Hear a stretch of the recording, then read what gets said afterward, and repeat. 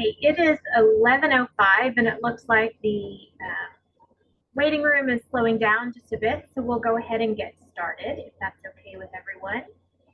My name is Carrie Williams and I'm the Executive Director of the Oklahoma Partnership for School Readiness. I want to thank you for joining us today to talk about the updated cost of quality early childhood care and education in Oklahoma. Before we get started with our presentation, I want to go over a few just house rules. We will have an opportunity for questions at the end of today's presentation. If you'd like to submit a question, we ask that you please submit those into the chat. We have team members monitoring the chat from OPSR, from Oklahoma Human Services, and RAND Corporation to monitor questions as they come in. We'll do our very best to answer as many as we can during the time we have at the end of the meeting. But if we don't get your question answered today, we'll do our best to get you information offline once we conclude the call today. So we'll be running a total list of questions and some answers for that. I'll be happy to send those out at the conclusion of the call.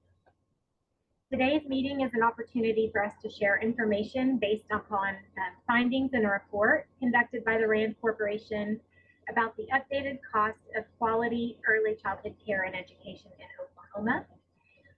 OPSR commissioned this study on behalf of the Oklahoma Department of Human Services and with funding made possible through Oklahoma's Preschool Development Birth Through 5 grant by the Administration for Children and Families. The study is an update to a report conducted in 2019 with a similar set of questions, a similar set of parameters on that report. The purpose of the report is to help policymakers provide relevant data about the true cost of providing childcare in Oklahoma so that they can make informed choices around policies related to early childcare and education, improving the system, such as the childcare subsidy rates for the state of Oklahoma. As many of you on the call are aware, childcare is critical economic infrastructure on two different fronts. First, we know that high quality, affordable childcare helps prepare the workforce of tomorrow by putting Oklahoma children on a pathway for school readiness, educational attainment, and therefore job readiness. And number two, high quality, affordable childcare allows parents and caregivers of today go to work. Without childcare services, we know many families, and in particular those with lower income brackets, are forced out of the workforce and must stay home and care for their children. As the business community understands, with no childcare, there is no workforce. Many of you are also probably aware that the state is facing a childcare crisis. There are not enough seats for the children needing affordable, high-quality childcare. Oklahoma is a childcare desert, and as this report clearly indicates, the costs associated with providing that care are rising at a rate that makes the childcare business model unsustainable at current levels. We at OPSR believe there is an emergent critical need for prioritized public investment in our state's early child care and education system if we are able to avoid a collapse in the system. We hope that today's presentation will be an informative discussion about the findings in the report and will help us lead to further discussions about how the state can invest in childcare moving forward. I want to thank our team members at OPSR who were instrumental in collaborating with RAND for this project. Allison Leffler, Director of Early Childhood Systems, Gabrielle Jacoby, Workforce Project Manager for the Preschool Development Grant, and Leslie Mangus, Operations Coordinator for the Preschool Development Grant, have done a fantastic job, and without them, this report would not be possible. With that, I'd like to introduce the presenters for today's meeting. From the RAND Corporation, we are pleased to be joined by the report's key authors. We have Dr. Lynn Caroli, who has a master's in economics from Yale University and a bachelor's in economics from Claremont McKenna College. Stephanie Walsh, a master's in public policy from Duke University and a master's in secondary education from the University of New Hampshire. And then Phoebe Rose, who has a bachelor's in math and economics from the University of California, Los Angeles. But before we hear from our researchers, I get the pleasure of introducing Dr. Deborah Shropshire, Director of Oklahoma Human Services. Dr. Shropshire was named director in 2022 and has been with Oklahoma Human Services since 2014. Prior to that, she was the medical director for the Pauline E. Mayer Children's Shelter from 2001 until 2015. And aside from being a fantastic medical doctor and a champion for children in Oklahoma, Dr. Shropshire is the first woman to serve as director of DHS in Oklahoma history. With that, I will turn it over to Dr. Deborah Shropshire. I'm just going to point out that the picture that you're seeing on your screen is, I think, before I joined DHS, and I've aged since then. So if you're like trying to figure out, like, how do I match up the person in the box with the person on the screen? It is 10 years of state service that has done that. But seriously, it's really, really good to be with you all. I am thrilled to be able to join this effort and to partner with OPSR. Our agency works closely together with OPSR, and the information that's going to be presented today is going to help me not only learn more about this space, but also help our agencies really chart the path forward. So as was mentioned, my name is Deb Shropshire. I serve as our agency director. Previously was the child welfare director. But in my background, actually, I'm a pediatrician and spent 26 years at OU Children's, serving as a pediatrician, even while I was working alongside the state to try to figure out how to not only serve kiddos who are coming into foster care, but really how to move upstream and serve their families. And so the combination of that pediatric medicine background and the combination of that plus the child welfare experience, I think sort of drives my my interests, and I think my also understanding of the topic that we're going to talk about today, around the need for high quality childcare and how do we continue to move in that direction as a state. Certainly brain development and preparation for education are pieces that are critically important for an early childhood system. Also, Carrie mentioned the importance of having families, parents be able to move into school and workforce and things that promote economic stability for a family, because that helps strengthen a family. It helps strengthen a family. But another element that I'm really interested in trying to figure out how to advance is the role that child care providers play in helping educate parents about child development. You don't have a kiddo and suddenly know how to do this. And I have to tell you, I was a pediatrician before I was a parent, and I gave all kinds of advice about how you should raise kids. And then I had children and I was like, oh, this is much harder than I understood it to be. And I think the child care provider world has a tremendous opportunity to help strengthen families in so many different ways, but one of which really is about how they interact with parents around child development. So I'm a fan of the work that is done in this space, and very much interested in trying to figure out how our agency can take the information that's going to be presented today, as well as a lot of other information that we have or interactions that we have with the child care world, as well as families who are served by child care, to inform how we set a roadmap for the future that ultimately results in stronger families and stronger economics for our state as well. We're in a transition time. I think that's not a surprise to anybody on this call. We're all moving from a season where there was a tremendous amount of relief funding, one-time funding from the federal government into the child care space. Now we're moving into a space of what is the steady state, or the sort of, in a sense, what does it look like to operate regularly? But I would tell you, I'm not interested in moving backwards, in the sense of we're not trying to reset to pre-COVID or whatever you want to say. I'm interested in us together charting a pathway that goes forward. And so really looking forward to this presentation.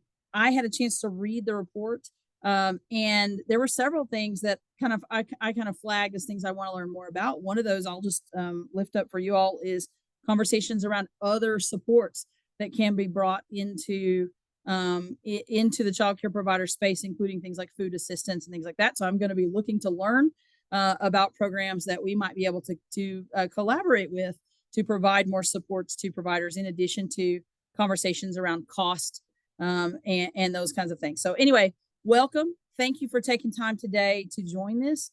I look forward to what we're all going to learn today, but I also look forward to working with you and alongside you to continue to advance the important work that childcare provides to our state and to our families. So thank you for having me, Carrie. Thank you so much. Dr. Caroli, we will turn it over to you. Thank you so much. And thank you for helping to set the stage for our presentation today. We're excited to be here to share the results of this work and are very appreciative of OPSR's funding for this project and be able to do this update from our prior study. I want to note that, as you heard, it's myself, Stephanie Walsh, and Phoebe Levine who conducted the project. You'll hear from Phoebe at one point during the presentation. Stephanie is going to be helping to monitor the questions that come in. And I do want to indicate that if you do have questions along the way, please feel free to add them to the chat. Stephanie will be monitoring them, and if there are questions we can answer right away, we will do so. But otherwise, she and Gabrielle and others will be helping to coordinate the question and answer period that we have set for the end. So go ahead and turn to the next slide. So you've heard some of this context, but we just wanted to reiterate that this work is built upon the understanding that we need to know more about what we sometimes call the true cost of early childhood care and education. And so here we're referring to the care of children outside the parental home during the years before children enter kindergarten. That may be care in center and home-based settings, and we're focusing on licensed settings. One of the important things that we've learned is that market rate surveys and the prices that they collect do not necessarily reflect the true underlying costs of what it takes to deliver, especially high quality ECCE. And to understand as we move to tiered reimbursement systems related to quality rating systems, how costs are expected to vary as you move up those quality tiers. And ultimately, that understanding of cost can help inform how reimbursement rates are set in programs, in the case of Oklahoma, the Child Care Subsidy Program. And I should say that this is an issue affecting all of the states. So the type of study that you're seeing that we've done here for Oklahoma is being replicated in other states across the country. So we're learning a lot more as we do this work about what drives the cost of ECCE and how best to set reimbursement rates in subsidized childcare. That fact that this is now a national issue at the state level is also reflected in the Child Care Development Fund, the block grant program of federal funds that flow to the states, which set requirements in how those funds are used, along with the state supplementation of funding. But one of the requirements now for states is to incorporate information about the cost of care into their rate setting process. And that can be through what's referred to as a narrow cost analysis or other strategies. And in fact, what we've done here is consistent with that narrow cost analysis. And you've heard about the funding through OPSR, and just want to acknowledge that this is part of their preschool development grant, Birth to Five, and the renewal of that grant, which again reflects the federal interest in supporting states in understanding the cost of care and supporting rate setting with that information. Go ahead to the next slide.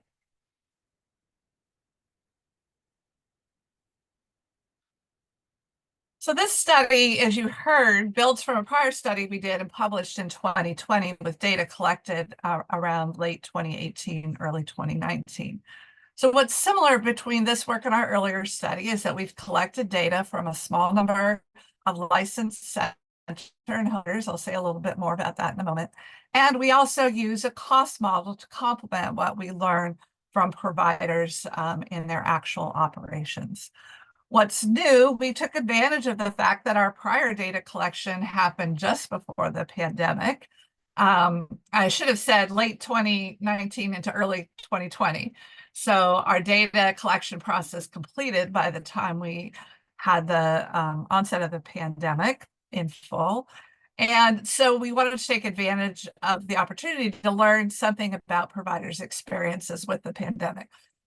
We couldn't cover every possible aspect of the pandemic and how it affected the childcare sector, but we did want to look at the receipt and use of relief funds implemented through the state, where providers are today in terms of their current enrollment relative to their desired enrollment, and also their experience with inflation for labor and other goods in the delivery of care. What's not included that we did in the earlier study was we had a sensitivity analysis of the cost of ECCE as you change key parameters, such as whether or not you were in a more lower cost area versus higher cost area, looking at effects of economies of scale. So we did not replicate that because we would expect the findings to be very similar. They would derive from the cost model. So I won't be talking about that aspect today. You can refer to our earlier work if you want to learn more about that. Please continue on to the next slide. So in sum, this chart summarizes our key questions that we started with. Like the prior work, on the basis of new provider data that we collected and an updated cost model, we wanted to estimate the per child cost of ECCE in the state separately by child age, infants, toddlers, and preschool age children. And related to the pandemic, as I indicated, we wanted to understand the experience of licensed providers during the pandemic in terms of their access to and use of the federal child care stabilization funds provided or distributed by OKDHS. And we also wanted to understand providers' recent experience with enrollment and price inflation. So those will be topics that we'll be covering today. Go ahead to the next slide. So in terms of our presentation today, I will speak about our approach and methods just because I think it's important to understand where our results are coming from. Then we'll focus on our findings, drawing on both the provider data and the cost data, and we'll conclude with some implications and recommendations.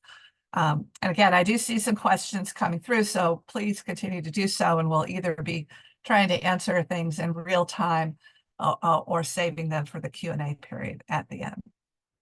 Go ahead to the next slide. Just to give you a broad overview of our approach, we use both cost data collection and a cost model. The first cost data collection really informs the cost model. In particular, as I'll detail in a few moments, we collect data for 33 diverse providers in Oklahoma, varying intentionally by whether they're centers and homes, whether they're in more rural or more urban areas, and by their tier on the quality rating and improvement system. With these providers, we estimate their cost per child by setting type. In centers, we look at how costs vary by child age, and we also look at the role that quality plays. And then finally, we examine the cost structure and other aspects of the programs that might relate to provider cost. In the cost model, this is a model that we developed initially for the prior study, but have updated it in several ways. For example, the QRAS system changed between our first study and the current study, so we updated the resources that we expected in the cost model to be applied as you moved up the rating tiers. And we use that updated model to estimate, again, the cost per child by setting type, age group, and quality tier.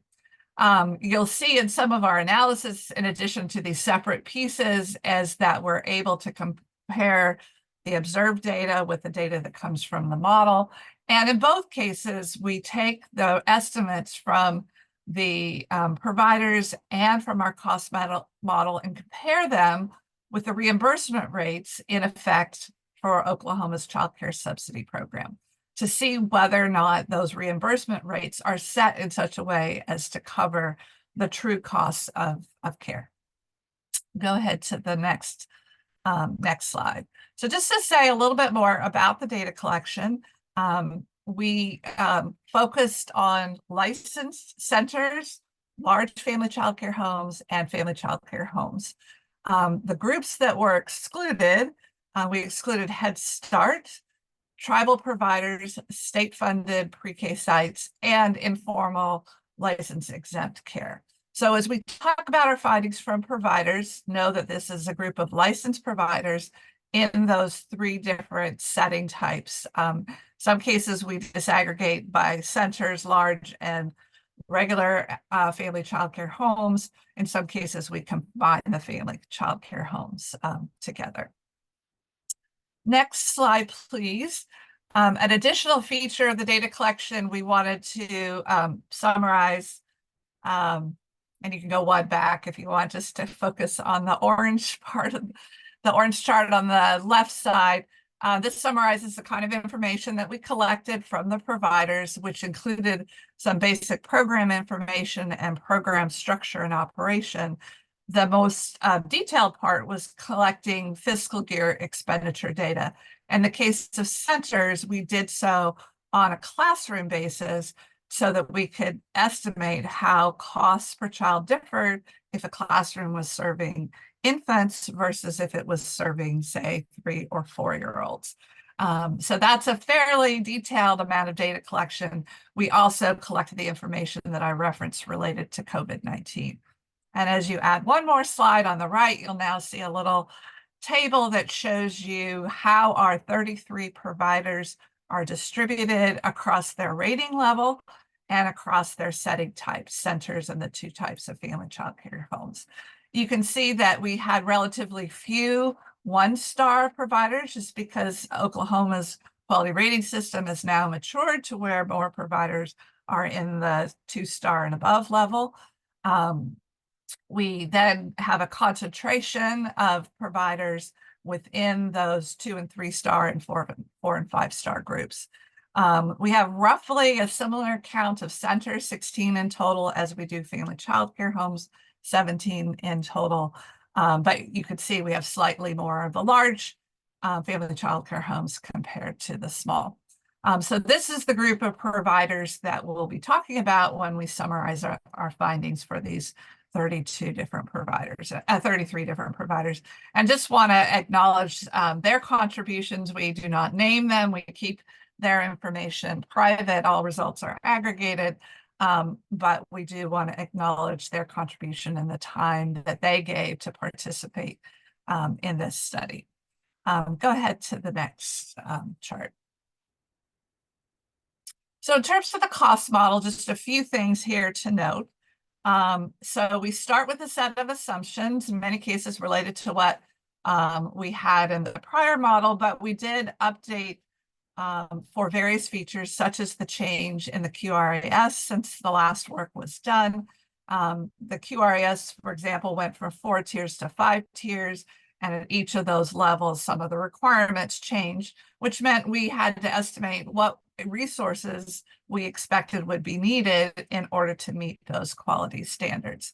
And as I mentioned, we compare our results from the model with the child care subsidy reimbursement rates, something we do also with the providers in our actual sample. Go ahead to the next chart. So I do want to just acknowledge a few limitations. I think most importantly for the cost data is that, as you saw, we had to exclude some provider types for various reasons, which means we aren't capturing all provider settings such as Head Start or state-funded pre-K.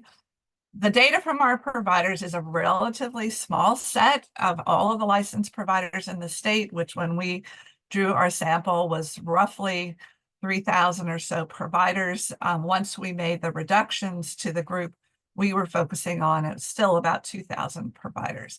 So 33 out of 2,000, a relatively small group. And we really view this group as providing more illustrative information than definitive or representative information. So you won't see us say the average cost in Oklahoma to serve an infant is X, because we don't really have data that will allow us to make statements like that. But we can look at how providers vary, what we tried to capture important variation that would help us understand the range of costs and program structures that providers use.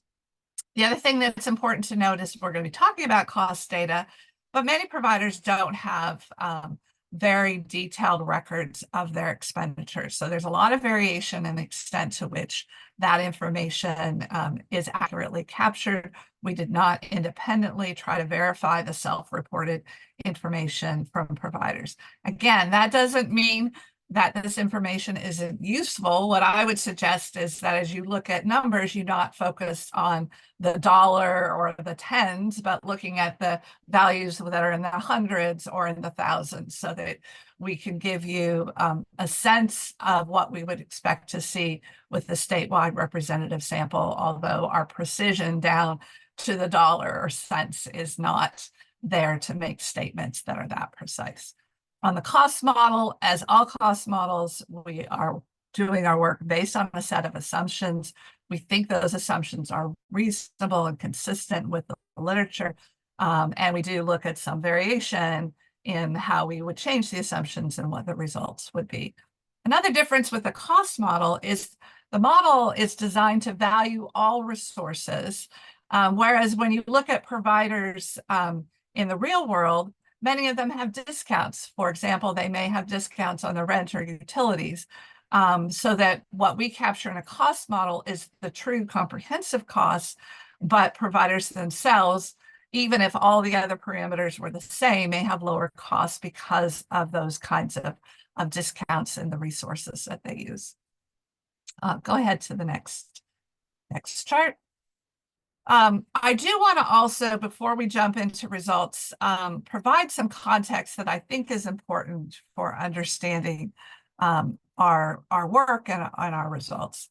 As I've mentioned, we're going to compare our estimates of cost to the child care subsidy reimbursement rate. And there have been some changes relative to the provider study that are important to note. First of all, the reimbursement rate schedule was updated when the new QRIS went into effect and you had a 5th rating level. And at the same time, well, that 5th level was added and the reimbursement was increased relative to the 4th level. The existing 4 tiers remained the same. The tier names changed slightly, but the reimbursement rates were the same as they were in 2018. In the schedule. So that's important to note. And I'll just, if you turn to the next slide, can illustrate that. So this is an excerpt of the full reimbursement rate schedule showing the daily reimbursement rate for full day care separately by children by their 1-year age increment, starting with birth, and the young toddlers, 2-year-olds, 3-year-olds, and 4-year-olds. So these are the daily reimbursement rates in the schedule when the 5th star or the 5th tier was added. And you can see those orange shaded boxes on the far right are higher at 5-star than it was at 4-star. But all those other green shaded boxes are the same reimbursement rates that we worked with in our 2020 study. At that time, they were the ones in effect in 2018. Secondly, though, relative to this schedule, as you turn to the next slide, one important development to keep in mind is that Oklahoma during the pandemic used federal relief funds to supplement those rates by adding $5 a day to each of those full day rates that I just showed you. And so that means because it was a flat amount added, it resulted in a differential percentage change by child age and rating tiers. I'll show that in a moment. And it's important to understand, as I'm sure most of you on this call do, that this supplement comes to an end at the end of June.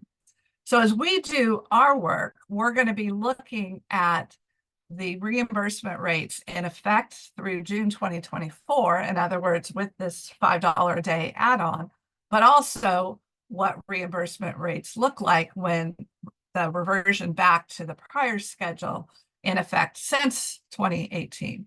And I also want you to keep in mind that during this period that we're looking at between March 2020 through December 2023, so approximately the start of the pandemic through the end of last year, on average, prices in the US increased about 19%.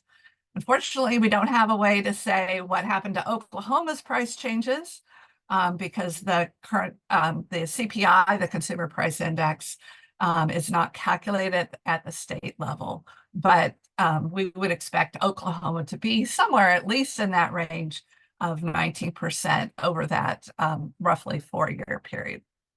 So as you turn to the next slide, one thing is that increment of $5 a day increase as a percentage term, the reimbursement rates in those different age groups and rating tiers by a range from a high of 29% in the bottom left-hand corner to a low of 10% in the top right-hand corner.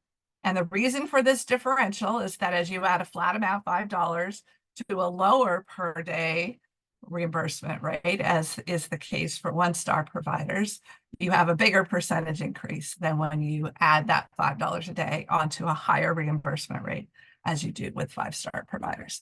But on average, the 29 to 10%, somewhere in there, if indeed prices went up by 19% through the pandemic on average, you would see that many providers with that $5 add-on perhaps were being reimbursed for that added cost because of inflation during the pandemic period. And conversely, when that $5 add-on goes away, that means reverting back to reimbursement rates in a world where inflation was 20% or more lower than it is today. So I just want you to have that context as we move into the full presentation. So go ahead to the next slide. So we're going to focus now on results, and I'm going to hand it over to Phoebe, who's going to talk about some of the results related to our providers. So Phoebe, please take over.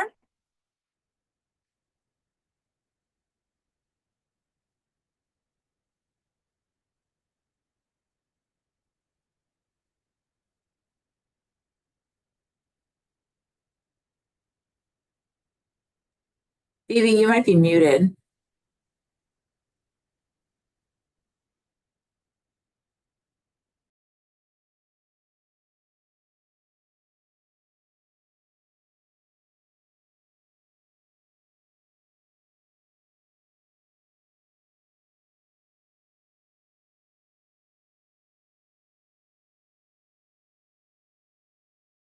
I'm Hi. actually wondering, oh, there you are, Phoebe. Okay, I thought we had lost you. Yeah, sorry. When I tried to unmute, it quit my Zoom. So sorry about that. But I think it's working now. So yeah, thank you, Lynn. I'm excited to share the first section of our findings, which covers the general characteristics and operations of the childcare providers that we sampled. So if we go to the next slide. Our first main finding that we want to share is that we did find great variation in operational characteristics between programs. So these characteristics include overall size, the ages and numbers of children served, classroom staffing and ratios, staffing models, and so on. And this is consistent with our findings from the 2020 study. So if we move to the next slide, this table displays one form of that variation regarding the types of supplemental services that providers might offer. So meals are the most commonly offered supplemental service, but they're still not universally offered, and this can be a very significant cost component. Other supports that can affect costs and could be a source of variation of providers are listed here. And then we want to note that many of these services are provided by Head Starts, given their mandate for more comprehensive supports. And some are now expected at higher tiers of the QRIS. But within these non-Head Start providers that we sampled, we did see a lot of variation in the numbers offering certain supports. Then we can continue to the next finding. Which is that one feature in which we did see commonalities across providers was low compensation on average among the 33 providers that we sampled. And this is another finding that's consistent with our 2020 study.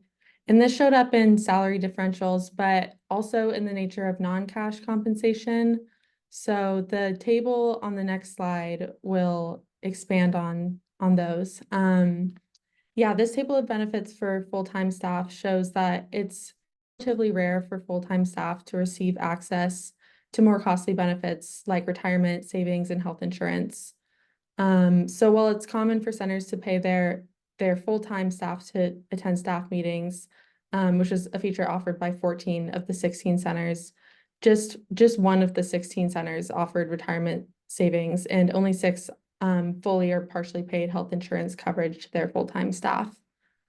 You can also see that other benefits like overtime, sick pay, vacation were offered by a majority of centers, but these benefits were far less common in the 17 family child care homes that we surveyed.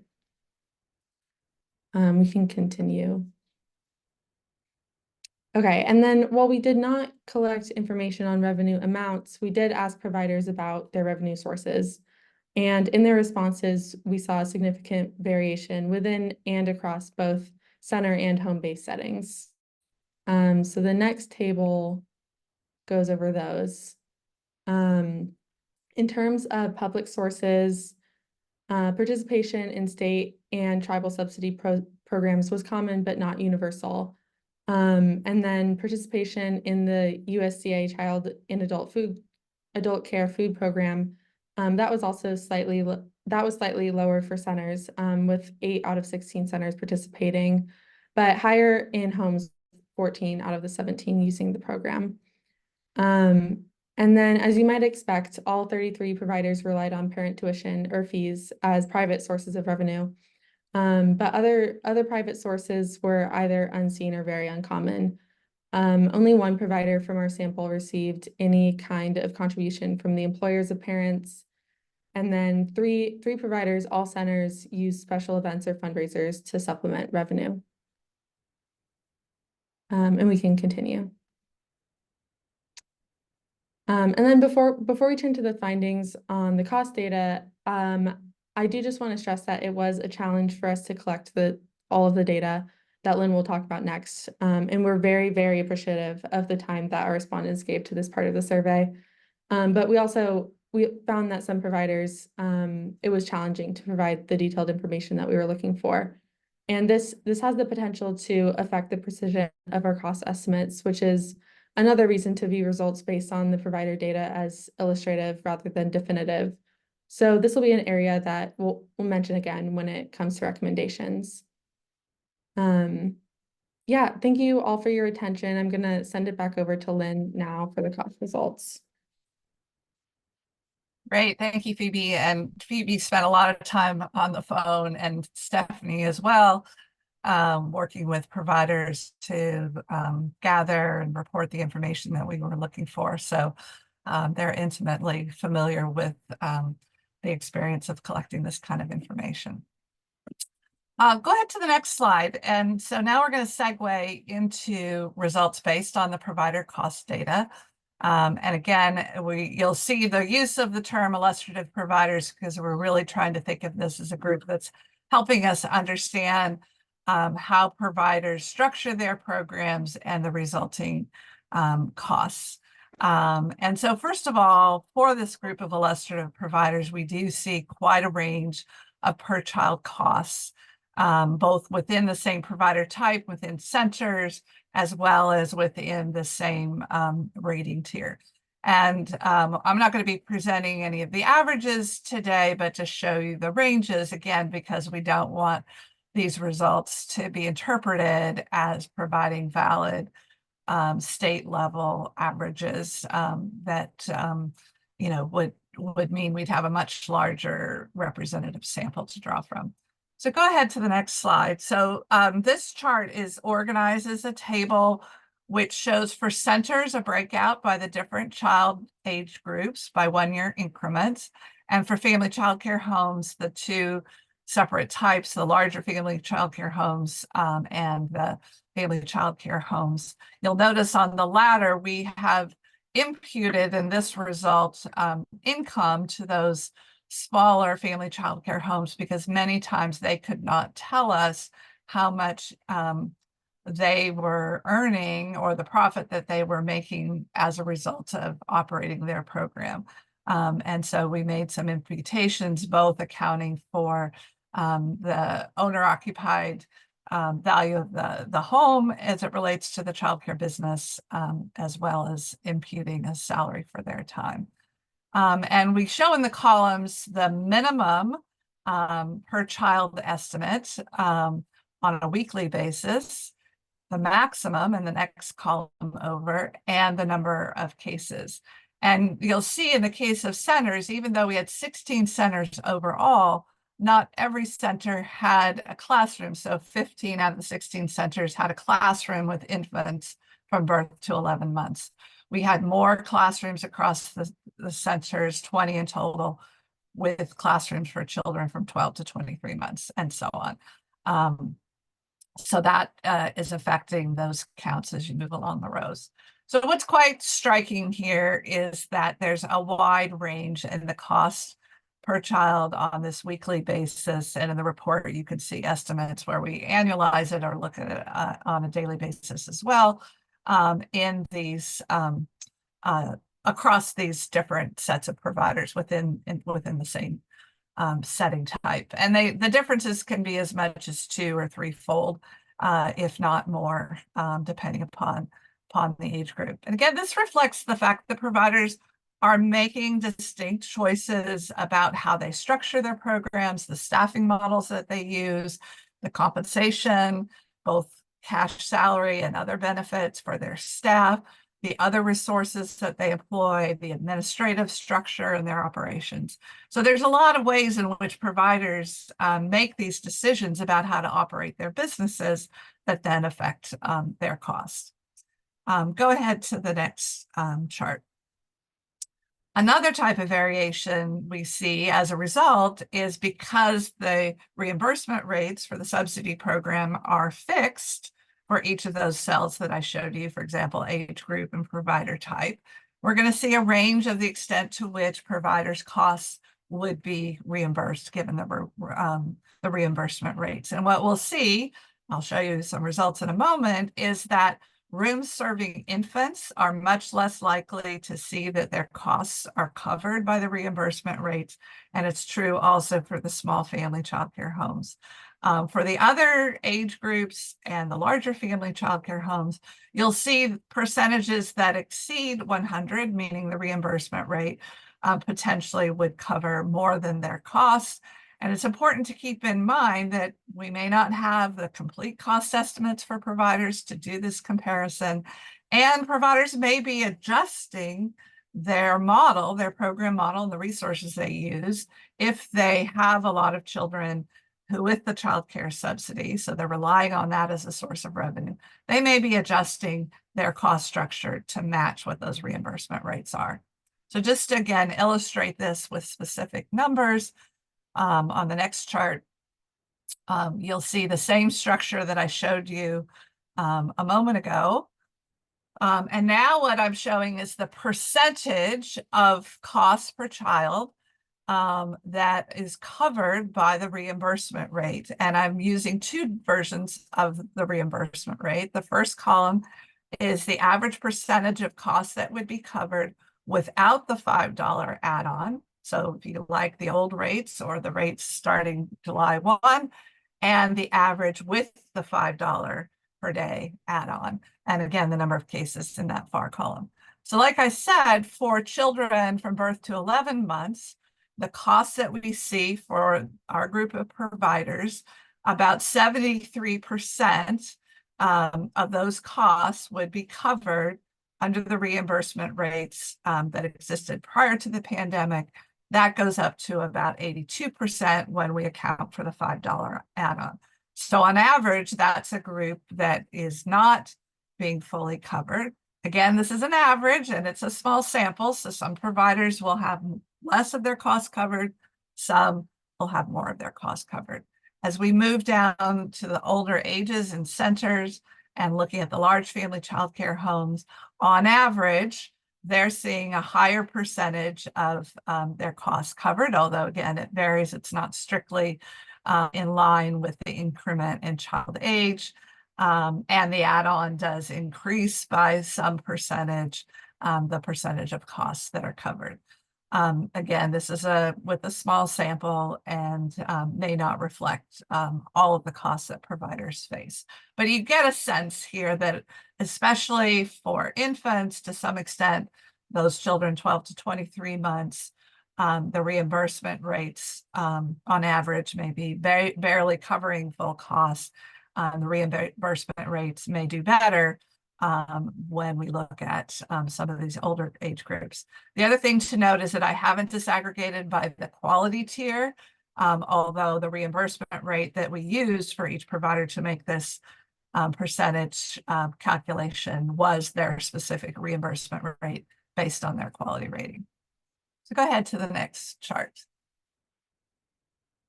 So as we showed in our prior study, but wanted to illustrate again, the teacher-child ratio is a key cost driver. It's why we see costs falling on a per-child basis as we move from infants to preschoolers. And again, just to illustrate that, this is shown in this chart that should follow on the next slide, where we show the effect of the ratio on per child cost. This is coming now from our cost model for a 2-star center. And the only thing that's changing as you move down each of these rows, the centers otherwise are assumed to have the same cost structure, is moving from a room serving infants where the ratio is 1 to 4, assumed for a 2-star center, on up to a 4-year-old where the ratio by licensing is assumed to be 1 to 15. So you can see costs are reduced by more than half on a per child basis, strictly because of the change in ratios, the fact that you can have more children per providers and larger group sizes. Go ahead to the next chart.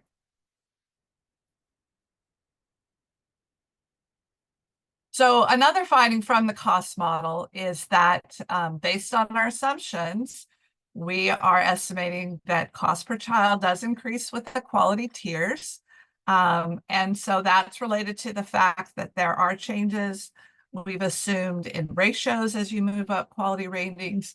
The quality rating system requires, the standards require more use of resources as you move up the rating tiers.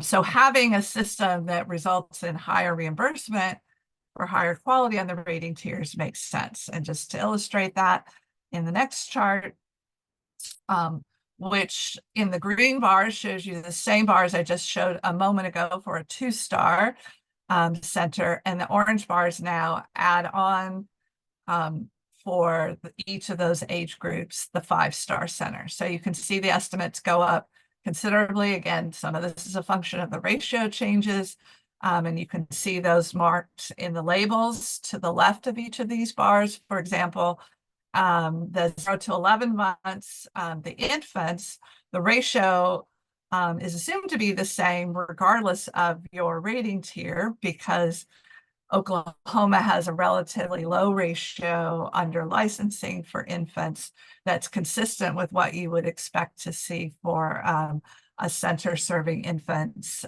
with accreditation, for example. That's also true for the 12 to 23-month-olds. As we move up the quality rating tiers, we've assumed that for 2, 3, and 4-year-olds, you go from higher ratios under licensing to lower ratios under consistent with accreditation standards.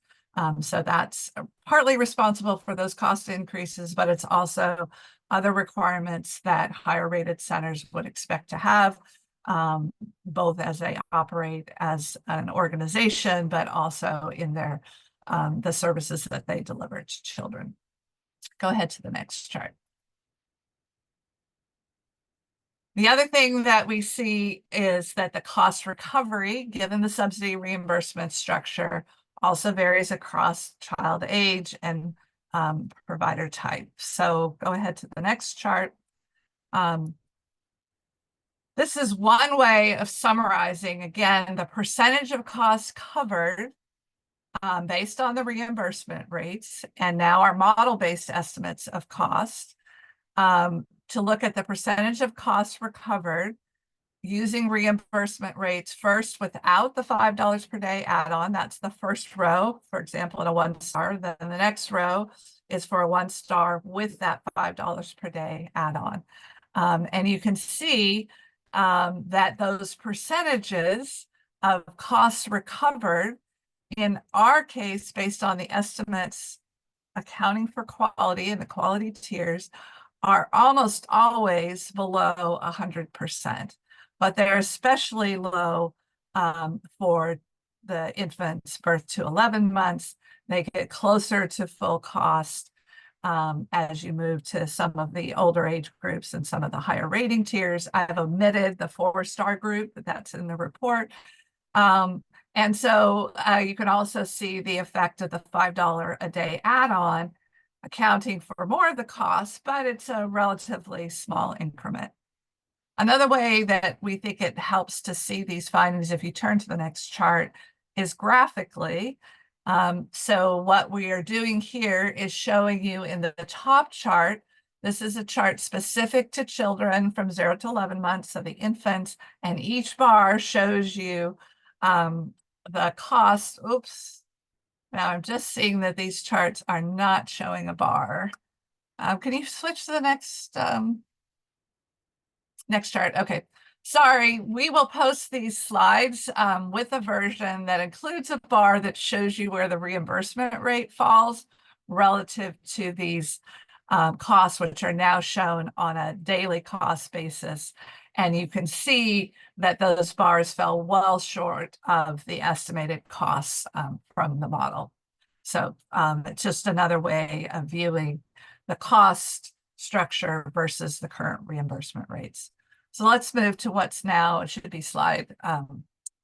Yeah, there are findings related to the COVID topic. So just briefly, I want to highlight that when we ask providers about their application for and receipt of stabilization grants during the pandemic, of our 33 providers, 29 of them indicated that they had applied, and of those 29, 27 were awarded one or more grants. So nearly universal participation and receipt of those opportunities to support childcare providers during the pandemic. On the next chart, you'll see that we asked providers how did they use those funds, not in dollar terms, but asked them to check off which types of uses they put those funds to. Again, this is now out of 33 providers. We could see that the most common response was applying them to very short-term needs like cleaning needs, the personal protection that was required because of the pandemic, but also longer term needs like program site improvements. So providers were able to take advantage of those funds to make investments in their program for the long term that they otherwise would not have been able to make. And you can see a mixture as we go down, again, of things like paying for immediate costs for payroll, but also investing in books and other enrichment materials, paying for immediate costs like rent or mortgage, utilities, and communications. And also in some cases, 13 out of the 33 providers reported that they used the funds to hold their tuition rates steady. In other words, not to charge parents more as their costs were going up, but to cover those cost increases through these grants. Go ahead to the next chart. We also asked providers about whether or not their enrollment levels, looking back to October 2023. So for those we were collecting data from in November, that was looking from the last month. Some of the providers we talked to early in 2024, like in March, we're looking back to October, and whether or not their enrollments had reached their desired levels. And most providers on average were indicating that they had reached their desired enrollment, particularly for infant and toddlers. To some extent, less, they were still under-enrolled for preschool age children. The other questions we asked were related to the experience with inflation. And here we know that providers would expect their costs to go up over time. Inflation on average before the pandemic was about 2% per year. So we asked providers if they experienced above normal inflation, something more than that 2% per year. And again, for specific categories, the one that stood out the strongest was food expenditures, along with some other key inputs. And if you turn to the next chart, you'll see again, out of the 33 providers,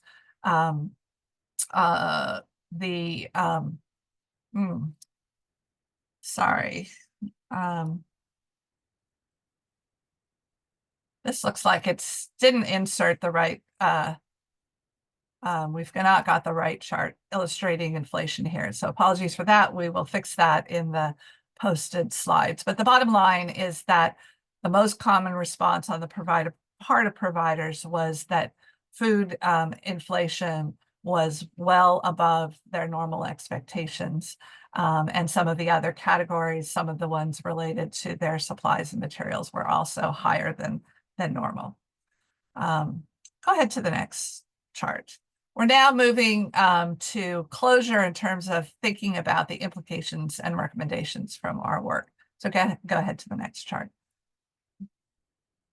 So just a couple of points that I want to highlight here that I think are important to keep in mind from these findings. First of all, although licensing and QRAS requirements set certain elements that providers must meet, there's still a lot of room for providers to set the parameters of their program, how they structure them, the resources that they use.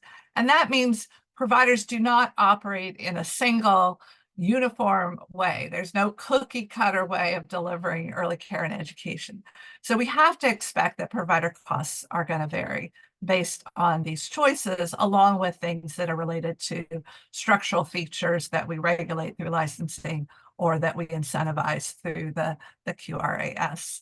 One point I haven't talked about much, but it does come through in the report, is that operating with less than full enrollment and high rates of absenteeism can be costly for providers. So addressing any under-enrollment is an important issue, especially coming out of the pandemic.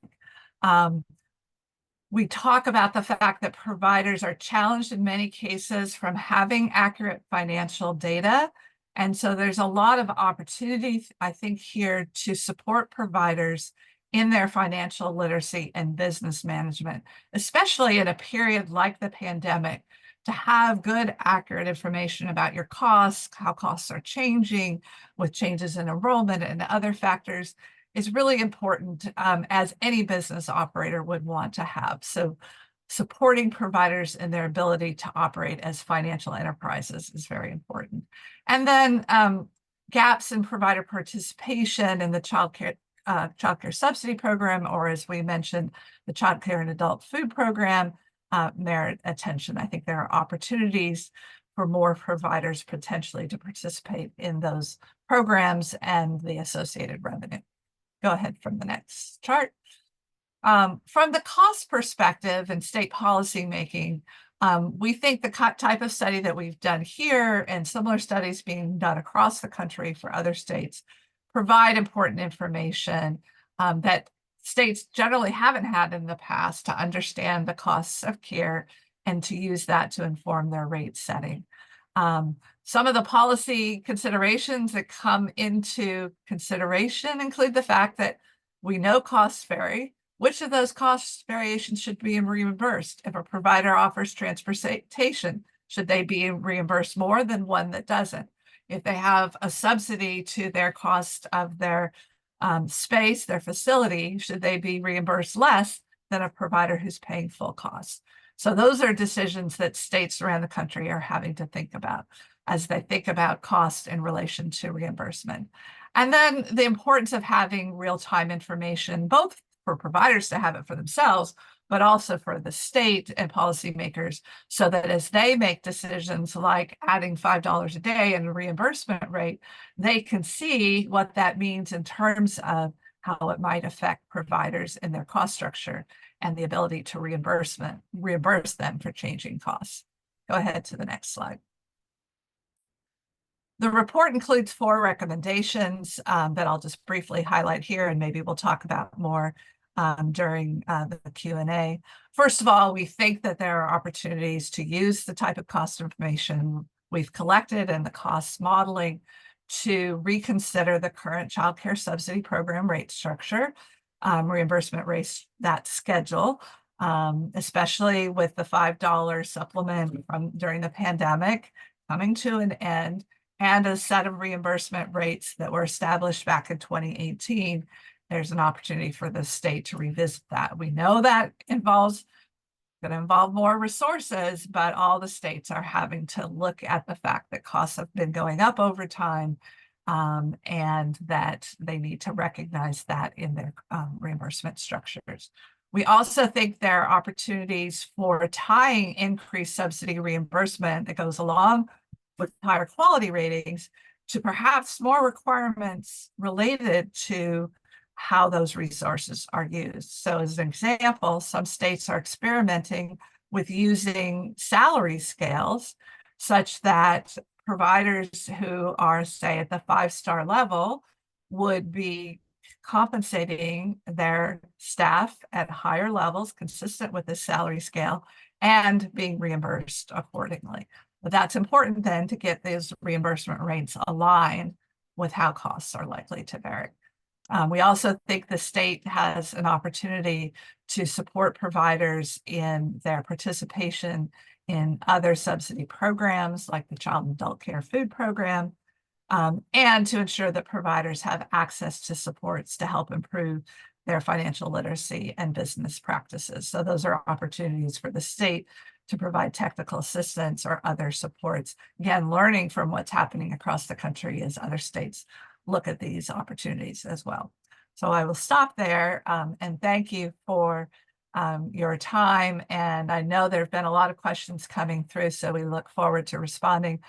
These are two of the URLs for the initial report in 2020, the one we just published. I saw that these links were posted in the chat. And again, for those who come later to review the slides, those are the links there. And I think the last slide is to turn us to our questions and discussions. So moving ahead one slide, and I don't know if we want to keep that up. We can also move around the slides if need be related to any of the questions asked. So thank you.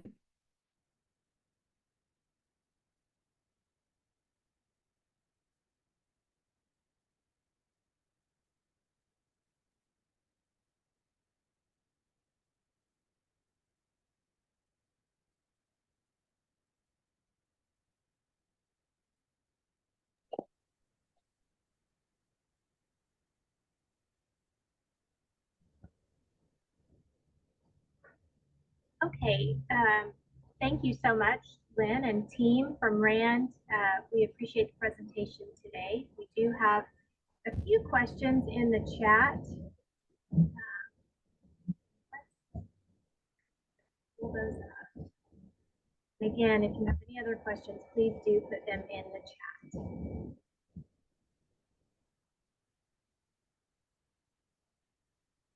We see a question from Janelle Wheat. Are there any specific states Oklahoma is looking to model after, or is Oklahoma taking pieces from several different states?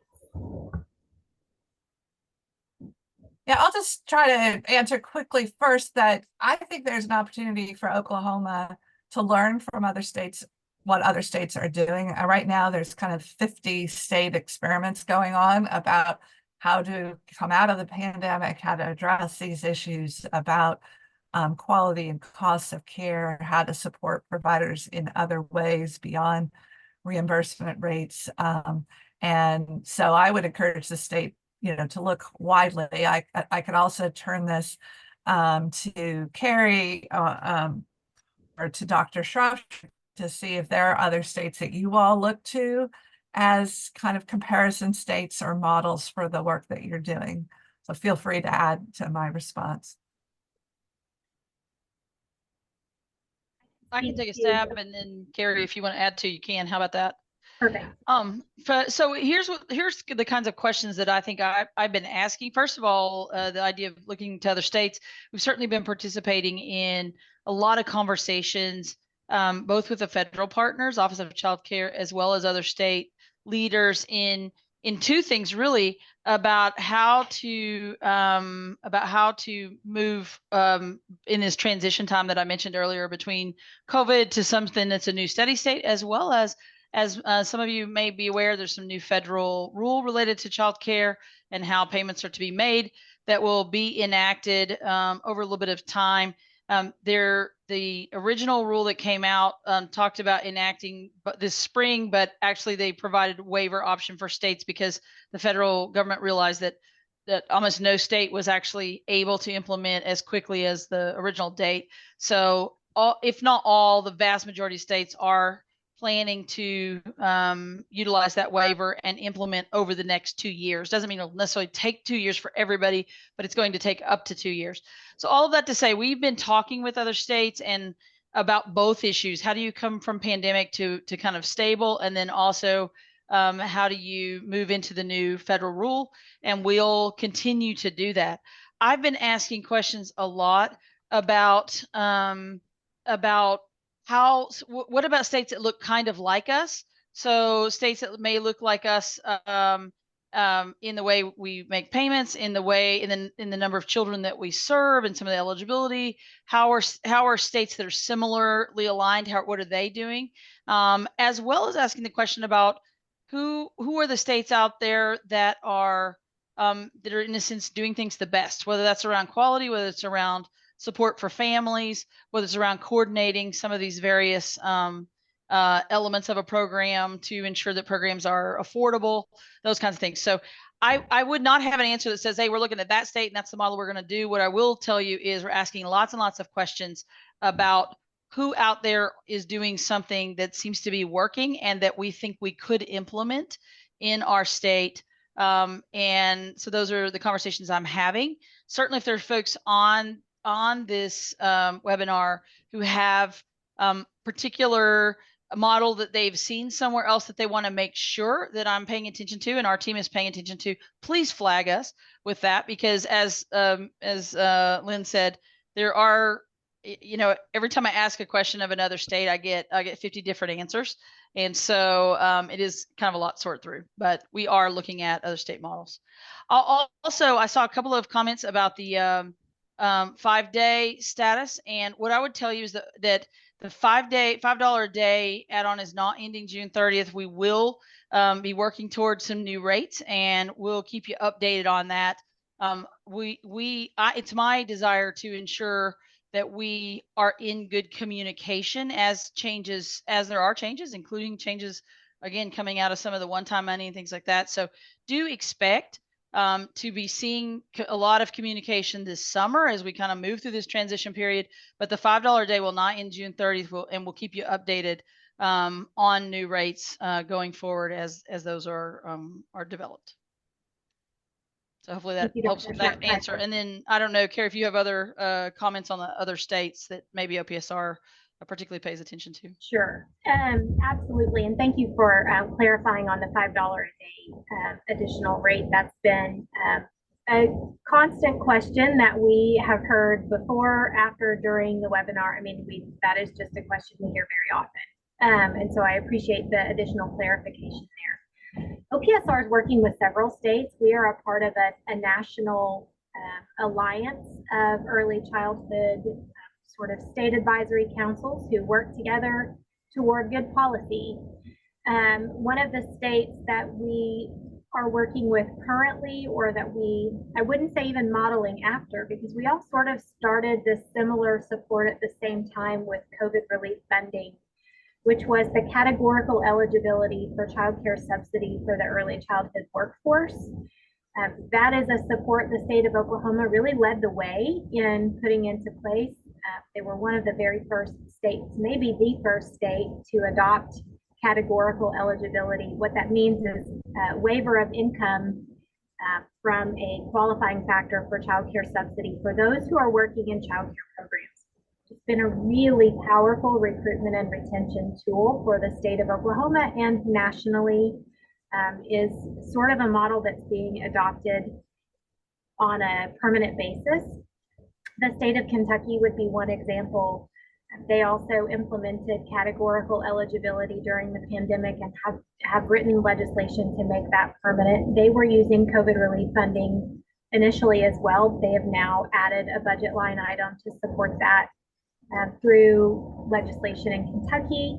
We're looking at states like South Carolina, Tennessee, other states that have adopted some creative structures to support additional benefits for the childcare workforce.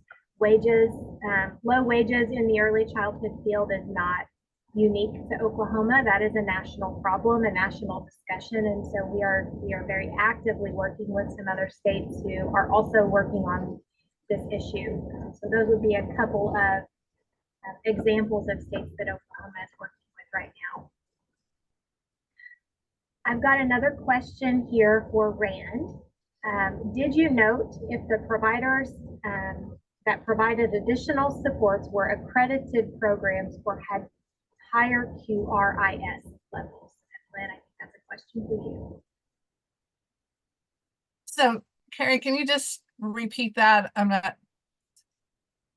The question is stated, did you note if the providers that provided additional supports were accredited programs or had higher QRIS levels? Additional supports for families, I think is what they're referring to.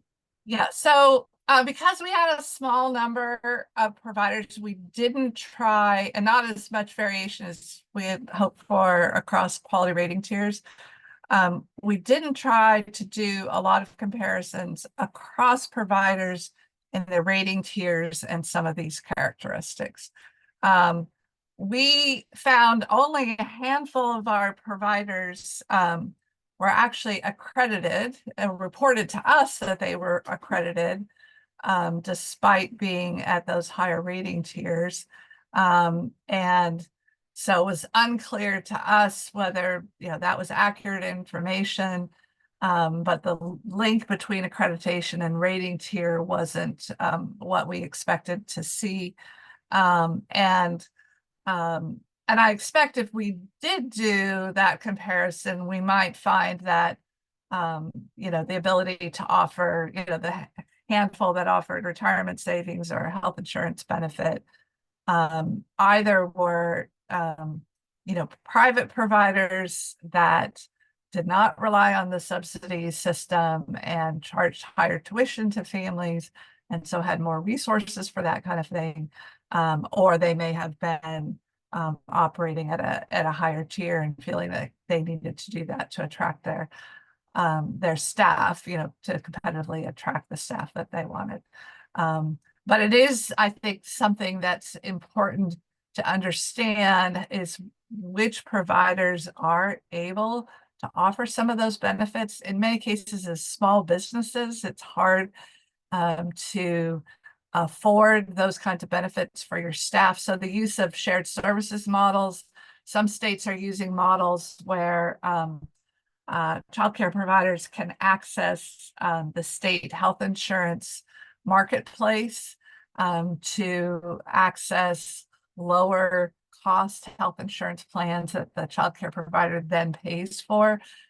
So there are strategies that states are using to try to make it more affordable for childcare providers to include some of these benefits, as they operate in many cases as smaller businesses.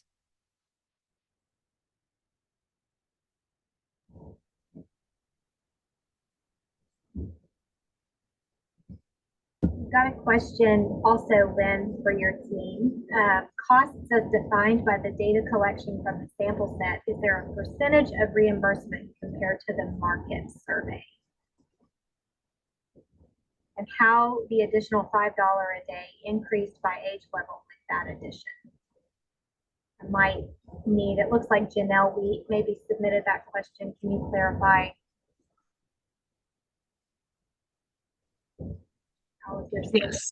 Basically what my question is, I understand that the percentage that you were given in that graph were related to the cost from the small sample set.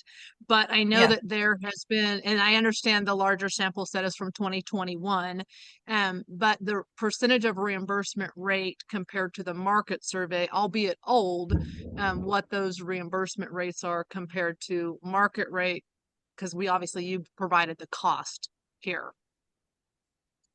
Right. So if I follow your question, so we did not try to incorporate information from the market rate survey, which asks providers about their prices, what they charge to parents to provide services, at various ages and hours, which is different again from cost. And so what we were looking at was, would the reimbursement rates, which at the time they were set, were based on the market rate survey, how would those reimbursement rates cover provider costs, again, disaggregated by age and type. So it's a slightly different way of looking at, because you could try, and we did not try to collect data on prices. We didn't ask providers what they charge to families. We asked solely about the resources that they use and what they spent to obtain those resources. So that's getting at cost, and providers have a variety of reasons why what they charge is not the same as what it costs. And particularly that differential between caring for an infant and a preschool age child, which I showed you, can be more than twice as much. The rates usually don't show, the prices charged usually don't show that kind of a differential. So providers are kind of flattening that curve to charge somewhat less than their true cost for infant care and somewhat more than their true cost for caring for older children, in order to balance out their total, what they receive in revenue, covering their costs. But not necessarily tying prices specifically to cost. So I'm not sure if I got at your question, but trying to distinguish between prices and costs, and setting rates based on prices versus setting rates accounting for the cost information. Lynn, I'm seeing multiple comments about the fact that wages have increased for childcare, the PCE profession, since COVID-19, and did you find anything related to that in the study? Yes, I saw that comment. I'll say two things. Is that in the survey where we asked providers where they experienced the most price inflation above normal, I said that food costs had the highest rating of being above normal. So out of 33 providers, 25 said that their food and food services costs were much larger than the usual increase. In other words, inflation went up by much more than what they would usually expect. And one of the second most common responses was around wages and salaries for classroom staff. So 10 out of the 33 said those increases were much larger than usual. Another 6 were somewhat larger than usual. So definitely showing up in those results. We also, in our cost modeling, drew on data from the Bureau of Labor Statistics specific to Oklahoma on the salaries for staff in the childcare sector. So that's what we based our model on. So we used data from 2018 in the prior study, and we used data from May 2023 in the current study. So we are counting for that inflation in wages, also for other cost items, but that's accounted for in our model-based estimates. And if you go back and look at our model-based estimates from the 2020 report and the ones that we have today, that increase in per child costs reflects in part the wage increases, as well as increased costs for other resources that providers rely on. And I should, one other quick point to make is that both our model-based estimates, the estimates providers and their data, this is found across many other studies, 60 to 70% of total provider costs are related to staff compensation. So when you see inflation in that component, it has a big effect on overall costs. Food costs, may be more like 15 to 20%. So, it'll matter when those costs go up as well. But on, in terms of an overall budget on a per, dollar per hour basis, it's the increases in staff compensation that will have a bigger impact. I'm seeing more of a comment, less of a question. Many providers are stating that they will lose team members or employees due to the loss of the child care benefit paid by subsidy for child care program employees. Many of these are more educated, credentialed employees that we will lose to public school systems. This was the only way we could entice them to stay in child care employment. And yes, we are hearing that sort of across the board as well.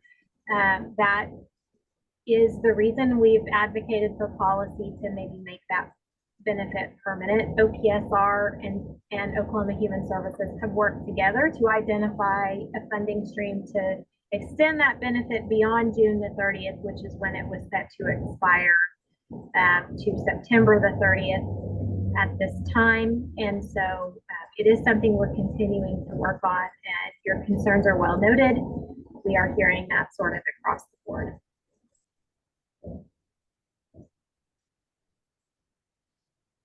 And I will just also add that as we drafted our report and we're finalizing it, all of these aspects related to the status of the $5 supplement was in flux. So we were capturing what we thought was the best information at the time, and you could see how quickly, a few weeks later, it's potentially out of date. So we appreciate that this is a fast-moving area, and ourselves are trying to keep up with it. But I'm really glad today that we had others who could keep us really up to date, because this is an important policy area and one that's continuing to get attention, and where the changes are likely to be, things will be in flux for a while. One more final question, Lynn. When collecting cost information, did your data set include insurance costs?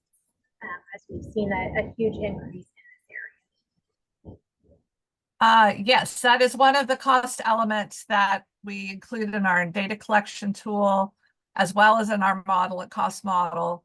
I should note that the full report has an appendix with the data collection instruments that we used. There's also a table in the report, I think it's in chapter 2, that lists all the cost items that we asked about. So it was pretty detailed in trying to capture all of the relevant resources that child care providers use, and that on the insurance side can both be, sort of business liability insurance, but also if you're operating out of a building that you own, or even if you're renting, any insurance costs related to that facility any increase there, ones that providers will directly experience or experience through rent increases.